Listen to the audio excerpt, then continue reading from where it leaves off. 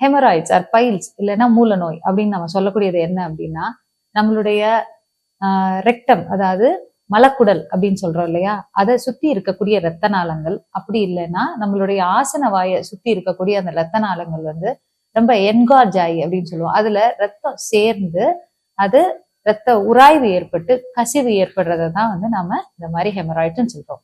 இதை 2 விதமா நாம பிரிச்சுக்கலாம். ஒண்ணு வந்து உள் மூலம் அப்படின்னு சொல்றது இன்டர்னல் ஹெமராய்ட்ஸ், ஆர் வெளியில இருக்கக்கூடியது எக்ஸ்டர்னல் ஹெமராய்ட்ஸ் அப்படின்னு நாம பிரிச்சுக்கிறோம். ரொம்ப எல்லாருக்கும் ரொம்ப எளிமையா புரியுற மாதிரி சொல்லணும்னா, இது நம்ம கால்ல நரம்பு சுருண்டுறது அப்படின்னு சொல்றோம் இல்லையா, வேரிகோஸ் வெயின்ஸ் சொல்றது, அதுவும் இதுவும் கிட்டத்தட்ட ஒண்ணுன்னு சொல்லலாம். அதாவது கால்கள்ல எப்படி ரத்த நாளங்கள் வந்து ரொம்ப நேரம் ரத்தம் தேங்கி நின்று சுருண்டுக்கிறதோ, அதே போல இது ஆசனவாய் பகுதியில ரொம்ப நேரம் அப்படி சர்க்குலேஷன் சரியா இல்லாம, ரத்த ஓட்டம் சரியா இல்லாம அந்த இடத்துல சுருண்டுக்கிறது அப்படிங்கிறதையும் நாம சொல்லலாம்.